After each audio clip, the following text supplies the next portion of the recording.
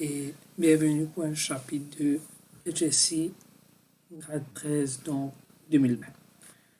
Le chapitre en question, c'est le chapitre de 3.3.1, Purposes of an Operating System. Operating System, c'est une affaire que mes élèves font depuis grade 7. Donc, il n'y a rien de nouveau dans le concept de Operating System, sauf que bien sûr, là, nous rentrons plus en détail. Ça, c'est the Learning Objectives.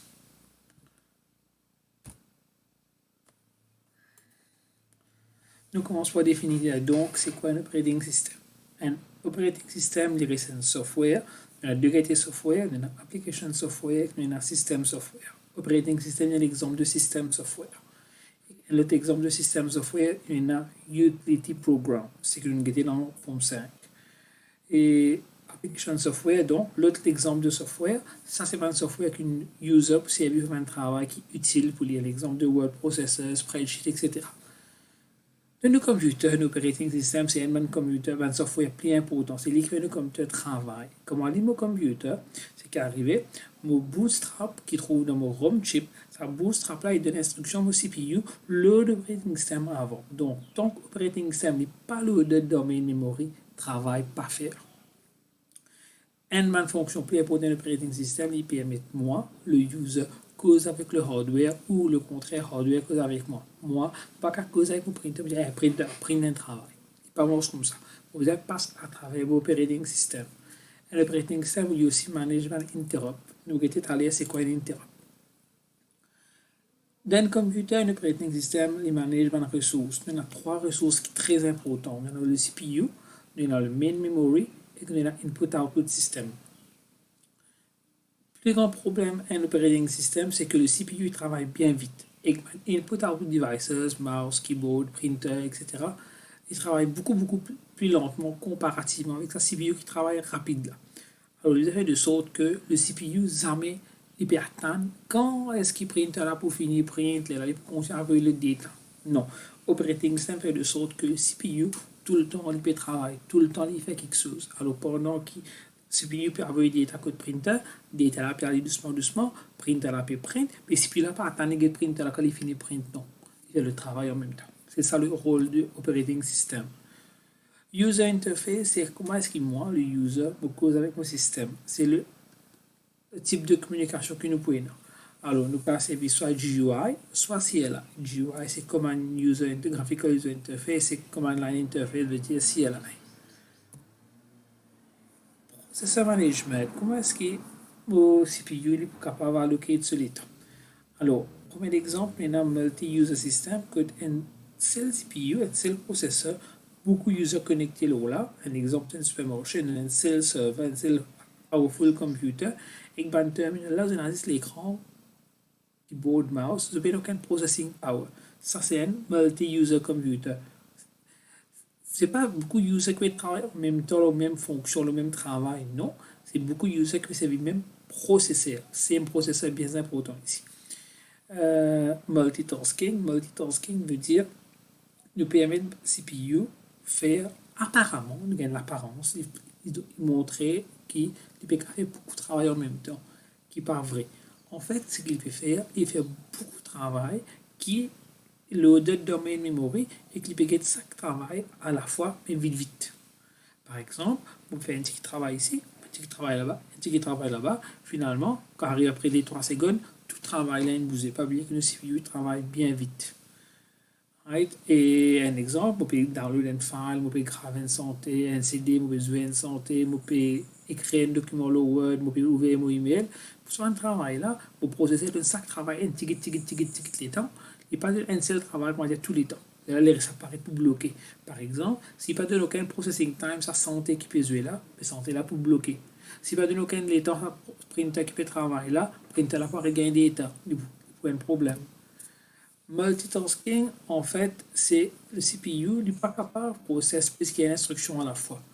Ce qu'il fait au moment de dire, il processe toute l'instruction là, d'une certaine time slice, chacun son tour. Un process, en fait, c'est quand un programme qui veut écrire, on peut exécuter. Multitasking, on est déjà allé là, on peut share CPU time, on peut partager CPU time là. To make full use of processor, more than one program, bien sûr, must be stored in memory. Faire, the bête si un seul programme peut processer à la fois, c'est que nous faisons beaucoup de programmes dans mon computer, dans mon mémoire, et que chacun me donne les indications l'état.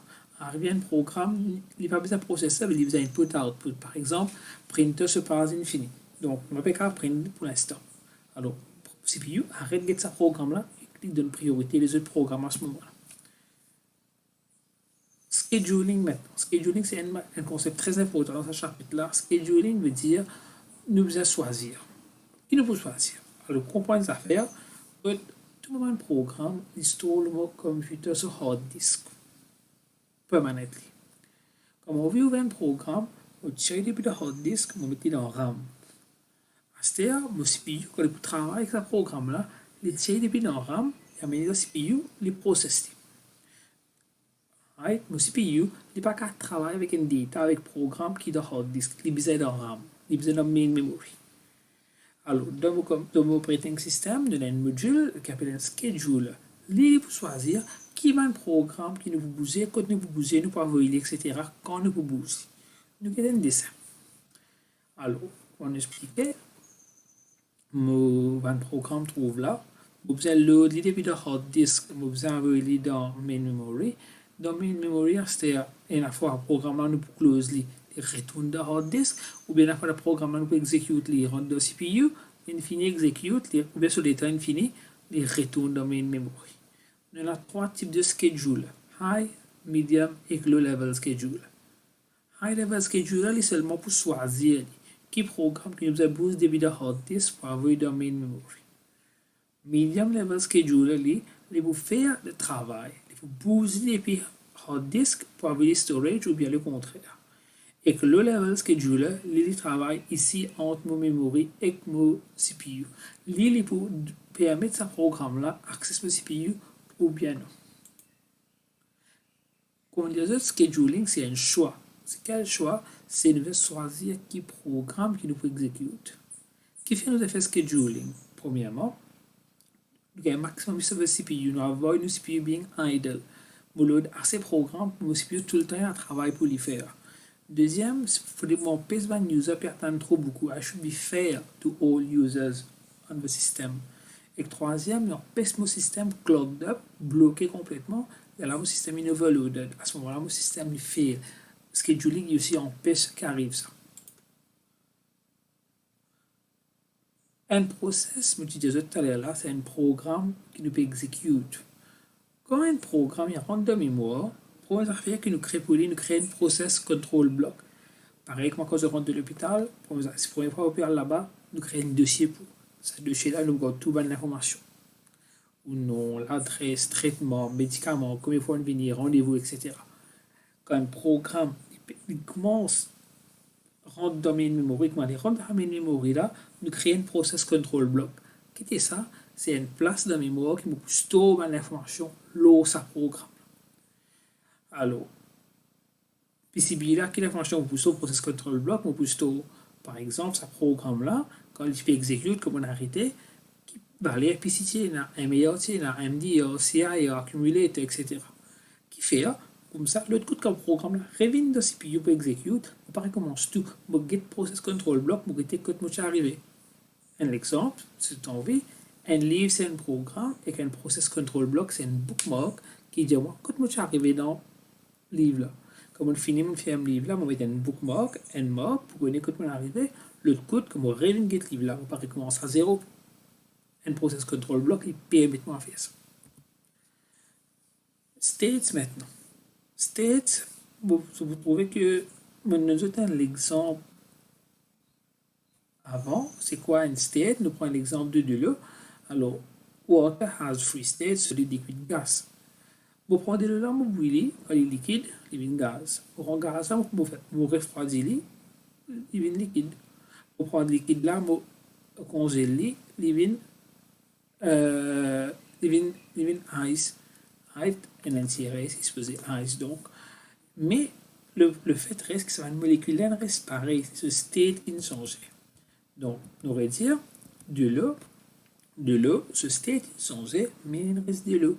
Un process pareil, un process, ce state changé, mais il reste un programme qui exécute. Quand un programme exécute, nous dit donc qu'il nous fait des binaires, nous crée ce process control block.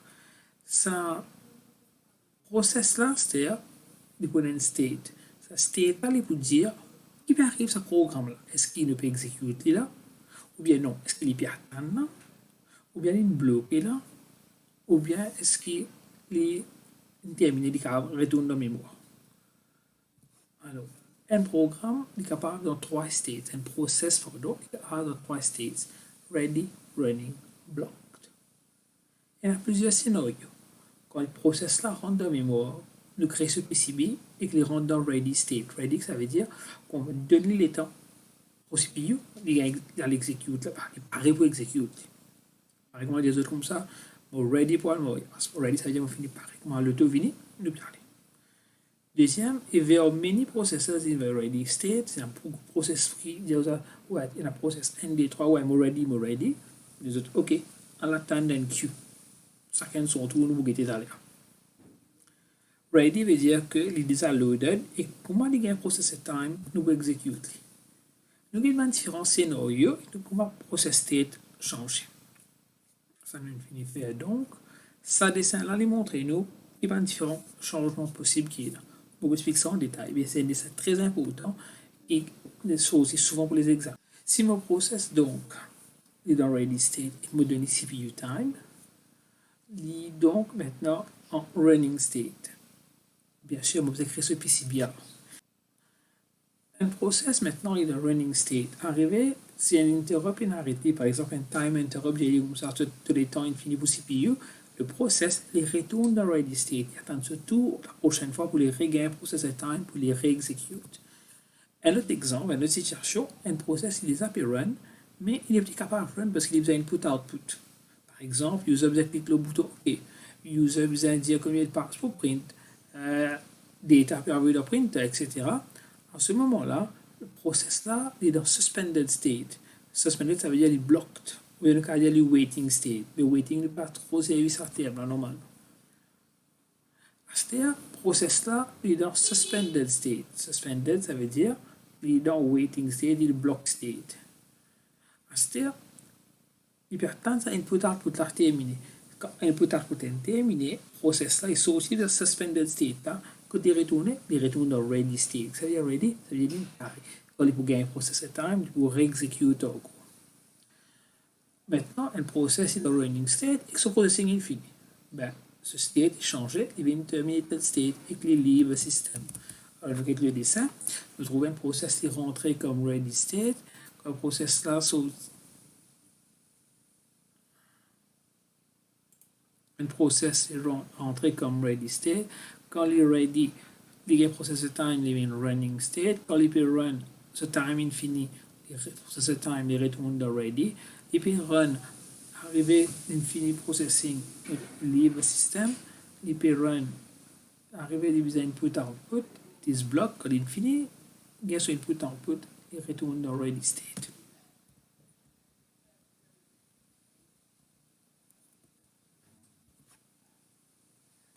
Nous venons au deuxième concept après scheduling, le concept de interrupt. Un interrupt, c'est un signal. C'est un signal qui vient de CPU, il prend ce CPU sur l'attention, il bise sur l'attention, il CPU là comme ça, et il a un problème là. Alors qu'il fait, il casse CPU ce travail, en PC continue ce travail qui tu veux faire, il dit comme ça, get-moi, il a un problème pour là. Alors, un interrupt est capable de sortir des input-output device ou bien il casse aussi un software. Un exemple, printer ce papier infini. Alors, qu'il fait, printer là, il y avait un signal code operating system là, operating system là, vous avez display un message que papier infini. Quand arrivé dans mon computer, quand il y a un interrupt au cas. Alors, premièrement, le CPU vous arrête le travail qu'il fait faire, il save ce que tu es arrivé, dans le process control block là-bas, il a get interrupt là qui est arrivé, il handle les services, il donne les services qu'il besoin. Quand il finit le service, il get est-ce qu'il y a encore pour faire, si il retourne avec sa processing code, il retourne là, que je peux faire là. Avant que les retourne avec sa processing que je peux faire, il get est-ce qu'il y a encore les interrupts qui peut attendre. Alors, quand il y a un interrupt au cas, mon CPU, premièrement, il a get interrupt là, code sorti. Quand il finit, quand il code sorti, il appelle un programme qu'on appelle un Interrupt Service Routine. C'est un programme qu'on appelle aussi Interrupt Handler. Il pour handle ces interrupts. Un exemple de nous, si tu fais une prendre, on appelle le pompier. La police m'a téléphoné qu'il y a un voleur qui est malade, on appelle l'ambulance. Dépendant de l'urgence, on appelle le service immobilier. Pareil, interrupt là, quand il y a un cas, il n'y a pas un ISO comme ça. Non. CPU, vous inquiétez avant, quand les sorties interrupt là, là, il va y avoir un ISO qui est bizarre pour service à interrupt là. Donc, on dit aux autres interrupt au cas, nous avons un ISO là, il faut service va interrupt, et bien sûr, il y a donc différents types d'interrupt. Et chaque type d'interrupt, il a son propre ISO. Quand interrupt au cas, nous avons sur priorité. Il y a un interrupt plus important, il y a un interrupt moins important. Il y a le programme qui peut exécuter plus important qu'un interrupt là. L'interrupt là, attend. Un exemple. Bon, l'explication dans la classe. Bon, donc l'explication dans la classe est arrivée, il gagne la porte. Il est possible que mon guetté, c'est un élève, les élèves là attendent pour terminer une explication. Ou bien, vous avez plein d'explications dans la classe qui gagne la porte, vous trouvez que c'est le recteur qui peut taper la porte. Alors, comment faire? On arrête l'explication, on ouvre la porte. Il dépend de la priorité de l'interrupt. Mais important, c'est que tout va aller dans le register de story de mon PCB pour être capable de continuer le travail qui m'a arrêté comme ça, get ça interrupt. Bon, il est arrivé, c'est une question assez rare posée. Il est arrivé, c'est un interrupt au cas, on a qu'une service c'est l'interrupt. Mais à ce moment-là, tout va interrupt qui au cas, pour placer une queue. Il n'est pas supposé arriver parce que comme on peut interrupt, on peut service un interrupt, on disable van les autres interrupts. Alors, comment c'est comme tu dis avec un interrupt? Premier, nous avons de source, nous avons des côtés sortis. Deuxième, nous disable van interrupt moins priorité là, moins important là. Vous save contents pour PC and registers on a stack. Vous save un stack, nous explique stack plutôt de APK. Moi, run mon ISO, approprié, bien sûr, parce que ça dépend qui interrompt nos cas. Moi, fini service mon interrupt, moi restore mon registers de content, re-enable mon interrupts, et que mon check travail que j'ai interrompu juste avant. Donc, on a plusieurs types d'interrupts. IO interrupt, c'est par exemple un printer sur page infinie. Et ça, c'est bien un IO device. Nous avons un time interrupt, c'est quand une time slash indéterminé, c'est internal clock qui a envoyé ça interrupt là. Nous avons un hardware error. Hardware error, c'est par exemple UPS a envoyé un message, un signal que le courant est coupé. Et nous aidons donc au computer à save as possible as quickly as possible. Software interrupt, c'est un programme qui avait interrupt parce qu'il m'a dit qu'il n'est pas capable de faire. L'exemple divise par 0. Ou même il y a accès à une mémoire qui n'est pas polie. Il y a une mémoire, une adresse qui est réservée. Multi-level feedback, alors, moi, je explique ça avec le dessin directement. Alors, tu as un interrupt qui est plus important, il trouve dans sa queue là. Je donne une étiquette de temps. Qui arrive, c'est interrupt sur les temps infinis, et puis, pour terminer ce travail, alors, qu'il fait, il est à l'arrière de la deuxième queue. La deuxième queue, c'est on peut processer depuis ici, on vient, ça interrompt là ou là, et toujours besoin encore le temps. Il y a la temps derrière. Même si il y a une interrupt priority 1, ça fait de sorte que s'il y a besoin beaucoup de temps, on ne peut pas bloquer les autres laqués. On peut tout laquer doucement, et on peut ça interrupt qui peut attendre qui besoin beaucoup de temps. Alors, si on veut donner un petit temps chaque fois, arriver là, côté dernier ici, ça c'est un round robin. Un round robin, ça veut dire que les vins là, ils besoin encore le temps, et réel PDR. Les vins là, ils besoin encore le temps, et réel PDR. Ça c'est le concept de round robin. Le interrupt vector table, ça c'est un table qui dit à nous, quel type d'interrupt besoin load qui ISO pour service. Il y a deux types de process. Il y a un process qui est IO bound et un qui est processor bound. Processor bound, ça veut dire que c'est un process qui besoin beaucoup de temps processeur. Pas besoin d'input output. Par exemple, les calculs la paye pour une compagnie. Les calculs de payslip, générer de payslip. Les process, les puis aller. IO bound, c'est un travail qui a beaucoup d'input output. Vous avez fait beaucoup de deals avec keyboard, printer, etc. Il y a un ticket processing. Bon, vous avez une priorité tout le temps un IO bound job qui fait. Si vous donne priorité à un processor bound job là, il faut bloquer ce processeur là pendant longtemps. IO bound job là, vous allez attendre. Quand est-ce que le processeur bound job là pour finir pendant un petit bout de temps, il y a un ticket processing pour le faire. Donc tout le temps, c'est IO bound job qui gagne priorité là, processor bound job. Scheduling algorithm fait qu'il logique nous prenons pour choisir qui programme nous pour choisir et nous load next dans nos computer, dans nos CPU. Il y a deux façons de faire scheduling. Il y a préemptive et non préemptive. Préemptive, ça veut dire une fois qu'un process peut run, on est capable de dire ça, les temps infini, retourne notre ready queue. Préemptive. Non préemptive, un process peut run, on n'est pas capable d'arrêter. Donc, il n'est pas terminé, il est bien complété. Ça, c'est un process qui est bien sensible côté sécurité, côté data transfer, etc. Une policy qui nous servent quand nous peut décider quel programme qui nous peut load next. Alors, il y a un first come, first serve, bien simple. Ici, c'est un job, même s'il est long, s'il est venu avant, il faut un processing avant. Deuxième, la shortest job first. On met tout un job sur load, ce qui plus court, ce qui faisait moins le temps pour process pour mettre les devants dans la queue. C'est un nouveau job invenu, on se place d'après ce longueur et compter les temps qu'il besoin, on met les dans la queue de ce place qu'il besoin. Round robin, j'explique ça, nous processer s'il besoin encore les temps, les réels PDI net, ils attendent ce tour, quand ils arrivent ce tour, ils besoin toujours encore les temps processing, nous réaveler PDI à lui-même. Mais bien sûr, quand on fait un round robin, vous oubliez ces billes préemptives, vous êtes capable de hold the process, donc stop the process dans ce time slice infini. Shortest remaining time, ça veut dire combien de temps resté pour terminer ce process-là. Alors, ici, je vous donne un process qui reste moins de temps pour terminer. Par exemple, ce process a besoin de 1 seconde, l'autre process a besoin de 2 secondes, l'autre a besoin de 10 secondes. Ce process qui a besoin de 1 seconde, là, vous donnez priorité parce qu'il y a un ticket de processing, après il est fini. Encore une fois, ça n'a là, différent là-bas, ça n'a là, il donne priorité à short jobs. Qui fait parce qu'il y a un job qui est plus court, donne moins de temps pour terminer, et il y a un long job, qui prend beaucoup de temps, il est possible qu'ils jamais se trouvent du tout. Alors, multi-level feedback, c'est la même chose que nous avons avec interrupts. C'est mon seul frère, on applique avec un programme qui nous exécute dans une CPU.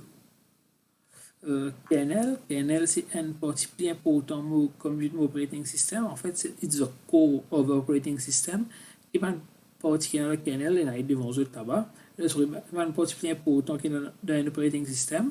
Je trouve le PNL, il forme partie d'une component plus essentielle de l'operating system. Et le user, il n'est pas qu'à cause avec le kernel directement, c'est le cœur de l'operating system. Le kernel, c'est lui qui donne ça a une fonction plus essentielle de l'operating system. C'est lui qui vous crée l'espace pour la mémoire, qui vous fait programme run, que programme là, il peut détruire l'espace là. Il fait aussi scheduling, il fait aussi file management, il fait aussi data security. Donc, nous pouvons dire, sans kernel, l'operating system, il ne va pas faire grand chose. Et c'est que nous autres, on code de ça PowerPoint là, on a une vidéo YouTube, bien sûr, on peut expliquer target two vidéo et on fait de sorte qu'il y a une vidéo as relevant as possible to your syllabus et si on veut get ok, c'est pas envie de get bon, il n'y a pas un grand souci, mais ou choisir que dans le chapitre que tu as un problème, dans une section chapitre que tu as un problème, on va le get. Donc, moi, je terminé. Ce qui me montre là, c'est le chapitre 3.3.1 part 1 et dans ce part 2 que je viens avec Memory Management. Voilà. Any problem, please contact me. Et bien sûr, bon courage avec mon devoir. Bye bye.